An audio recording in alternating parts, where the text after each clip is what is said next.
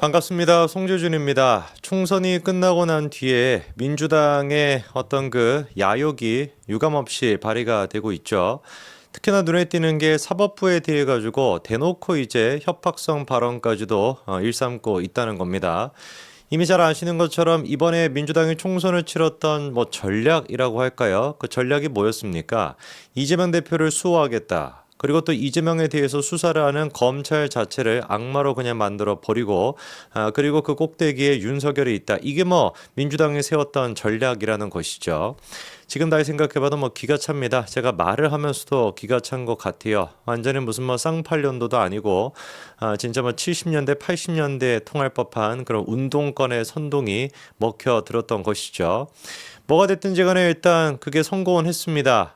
대한민국 사람들의 어떤 그 뭐 국민성 이런 거는 얘기하고 싶지는 않고, 어쨌거나 민주당이 그게 통했고요. 그 결과 바로 다음으로 이제 민주당이 지금 이제 또다시 악마화시키고 있는 게 누구냐? 놀랍게도 사법부입니다. 이번에 이제 그 김동아 당선인 대장동 변호인입니다. 그러니까 이재명에 대해 가지고 변호를 했던 사람이죠. 이재명 사건에 대해서. 특히나 김동아 같은 경우는 민주당에 그 오디션이라는 게 있었거든요. 경선 오디션. 거기서 이제 5명 중에서 3등 안에 못 들어갔던 사람이 김동아입니다. 세상 그러니까 컷오프가 됐던 것이죠.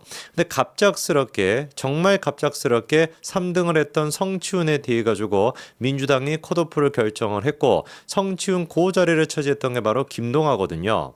이까지만 얘기를 들어봐도 진짜 양심이라는 게 있다면 부끄러워서라도 가만히 있어야 될 것 같은데, 이 김동아가 당선된 직후 언론에 뭐라고 얘기를 했습니까? 어떻게 도대체 야당 대표를 총선 기간 동안 재판에 불러낼 수가 있는 것이냐? 심지어 총선 직전에 어떻게 이재명 대표를 불러올 수가 있는 것이냐? 이거는 마치 헌법기관에 대한 도전이자 나아가가지고 민주적 통제가 필요한 시점이다 라고까지도 얘기를 했습니다. 민주적 통제가 필요하다라고 하는 김동아 당선의 얘기는 도대체 무슨 뜻일까요? 법원이 불법적으로 이재명 대표를 부른 게 아닙니다. 당연히 법적인 절차에 따라 가지고 이재명 대표를 소환했던 거에 불과한 것이고, 오히려 거꾸로 정상적인 국가라고 한다면은 애당초 그렇게 재판을 받고 있는 사람이 당대표가 됐다라는 것 자체가 말이 안 되는 거겠죠. 그리고 또 나아가서 애당초 그렇게 재판을 받고 있는 사람이 선거에 나갔다라고 한데 재판부가 부르면은 고지고대로 가야 되는 것이지, 그거를 온갖 핑계를 대면서 심지어 선거 유세를 해야 된다라는 이유로 안 나가고 빠지고 한다라는 거, 이거를 비판할 수 있는 게 건전한 사회인 거 아니겠습니까? 그런데 대한민국이 뭐 어떻게 된 것인지, 뭐를 믿고 김동아가 이런 소리를 하는 건지는 모르겠지만 완벽하게 민주적 통제가 필요하다는 얘기는 다른 얘기가 필요한 게 아닌 거예요. 이재명을 지키기 위해서라고 한다면 뭐조차 할 수 있다라는 겁니까? 개딸들을 중심으로 해가지고 사법부 또한 장악할 수가 있다. 이게 지금 김동아 당선인이 국회의원, 사실상 국회의원이 대놓고 지금 사법부를 상대로 해가지고 협박을 하고 있는 겁니다. 대한민국은 진짜 사회주의를 넘어서 인민민주주의, 모태똥 시절 당시에 진짜 문화 대혁명의 지금 광경을 보고 있는 게 아닌가라는 생각이 듭니다. 사법부 본인 스스로도, 재판장들 본인 스스로도 이 위기에 대해 가지고 경각심을 가져야 될 겁니다. 사실 제가 봤었을 때 지금의 대한민국에 처해 있는 위기를 돌파하는 가장 중요한 요소는 사법부의 결단이거든요. 왜 도대체 애당초 이재명에 대해 가지고 진즉에 1심 결판을 낼 수 있음에도 불구하고 안 냈는지, 선거법 위반이 됐거나 위증교사 문제가 됐거나 이런 것들은 충분히 총선 전에 1심 결과를 낼 수가 있었습니다. 특히나 선거법 같은 경우는 6개월 내에 1심 결과가 나와야 된다라고 명시가 되어 있음에도 불구하고 지금 거의 뭐 1년 반을 지나가지고 2년 가까이나 되고 있는 상태 아닙니까? 누구를 위해서, 누구를 좋으라고 사법부가 그런 지경을 만들어 놓은 거예요? 저것 또한 마찬가지인 겁니다. 1심과 2심에서 유죄를 선고받았음에도 불구하고 재판부가 구속시키지 않았습니다. 일반 사람들 같았으면 진작에 1심에서 구속이 됐어야 되고, 이미 법원에 따라 가지고 공범이라고 여겨지고 있는 사람이 누구예요? 정경심입니다. 정경심은 구속이 됐었잖아요. 대법 확정 판결까지 나오지 않았습니까? 재판부가 공범이라고 인정했던 정경심 같은 경우는 구속을 시켰는데 왜 도대체 조국은 구속을 안 시킵니까? 봐주겠다라는 이 지적이 나올 수밖에 없는 거예요. 이재명이 또한 마찬가지로 구속영장이 발부가 됐었을 때 유창훈이가 그거를 기각시키지 않았습니까? 범죄 혐의가 상당 부분 소명이 됐다라고 유창훈 본인 스스로가 밝혀놓고서도 구속을 안 시켜버렸잖아요.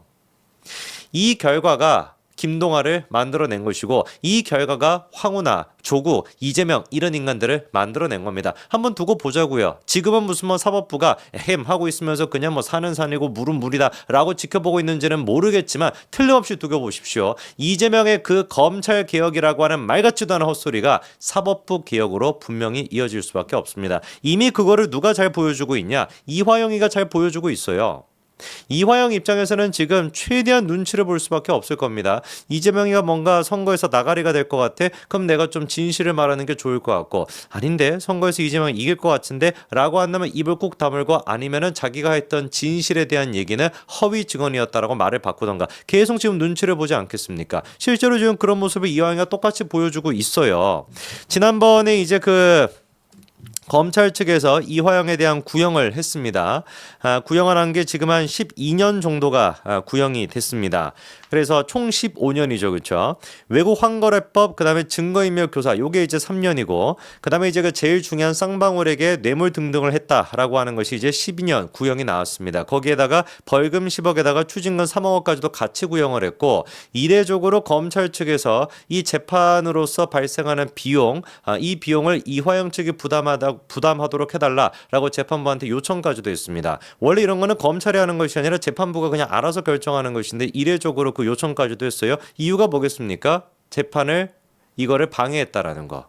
기억나시죠? 그렇죠? 이화영 부인이 재판에 뛰어나와가지고 무슨 뭐 당신 제정신이냐? 정신 똑바로 차려라 라는 식으로 이제 깽판을 막 치지를 않나. 누가 보든 간에 재판 개입하는 거 아닙니까? 이화영한테 압박감을 주는 거 아니겠습니까? 그것뿐만 아니라 이재명이랑 연관돼 있는 사람들이 막 변호사로 가는 것뿐만 아니라, 그리고 또 그 박찬대 뭐 코딱지인지 무슨 뭐 광대인지 뭔지는 모르겠지만, 뭐 지는 뭐 광대를 뭐 이렇게 청소해 준 거라고 하는데, 코딱지나 뭐 파줄 줄 아는 그런 박찬대 같은 인간이 무슨 뭐 연락을 이화영 부인한테 하고, 이 모든 것들이 사실은 재판 개입인 거 아니겠습니까?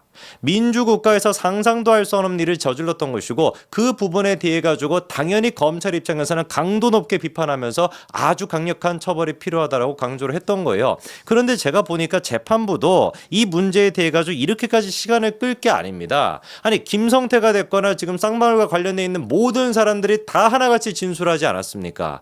지금 이 문제에 대해 가지고 부정하고 있는 사람은 누구밖에 없어요. 이재명과 이화영 두 사람밖에 없습니다. 나머지 모든 관련돼 있는 사람들은 다 똑같은 지금 진술하고 있거든요. 그리고 심지어 김성태 같은 경우는 뭐까지 공개를 했습니까? 뭐까지 제공을 했습니까? 북한으로부터 받았던 영수증까지도 제공을 했다니까요.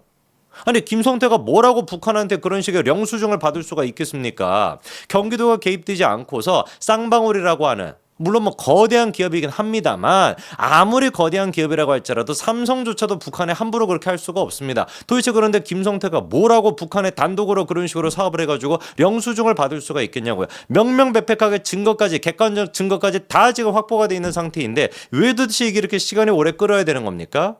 그러니까 지금 또다시 이화영이가 지금 법정에 가가지고 말도 안 되는 황당무계한 얘기를 하고 있는 거예요. 검찰청에서 김성태 전 쌍방울 회장 등과 술을 마시면서 회유를 당했다? 이게 지금 영화에나 나올 법한 얘기 아닙니까? 어디 뭐 소주집에 가가지고, 재준이 집에 가가지고 지금 뭐 술을 마시면서 회유를 했다라는 것이 아니고요. 검찰청에서 김성태랑 등등 해가지고 술을 마시면서 검찰이 자기를 회유했다라는 거예요. 이게 말이나 되는 소리입니까? 상식적으로? 아무런 근거도 없고 아무런 증거도 없이 그냥 마구잡이로 내뱉고 있는 겁니다. 그런데 이 마구잡이 얘기를 갖다가 민주당이 공식적으로 받아가지고 진술 조작 의혹까지도 제기하고 있는 상태예요. 이게 도대체 대한민국이 어떻게 되는 겁니까? 범죄자들이 활개를 치고 재판을 받고 있는 사람이 국회의원을 하고 야당 대표를 하고 있고, 그러다 보니까 그 야당 대표의 떨거지 같은 인간들도 재판을 받으면서 당당하게 뭐라고 하는 거예요? 아니, 내가 검찰청에서 검찰이 나한테 술을 주더라. 검사가 나한테 무슨 뭐 술을 주고 쌍방울 쪽에서 나한테 막 이런 식으로 음식을 갖다 주면서 나를 회유했다. 대도 안 되는 소리를 지금 이렇게 당당하게 하고 있는 거 아닙니까? 지난번에는 이화영 측의 변호인이 뭐라고 얘기를 했었습니까? 저는 진짜 기가 차서 말이 안 나오는데, 김현철 변호사가 뭐라고 했어요? 이화영의 변호사가 이화영의 재판에 가가지고 이재명은 무죄다라고 얘기하고 있습니다. 이재명이 무죄인 거랑 이화영이가 무죄인 거랑 무슨 상관이 있습니까? 그런데도 당당하게 김현철이가 뭐라고 얘기하는 거예요? 나는 이재명 지지자가 아니다. 나는 민주당원도 아니다. 그럼에도 불구하고 이재명은 무죄라고 생각한다. 그래야지 이화영도 무죄니까. 이게 지금 무슨 뭐 MBC 같은 방송에서 패널로 나가가지고 하는 얘기가 아니에요. 재판에서 변호인이 하고 있는 얘기입니다.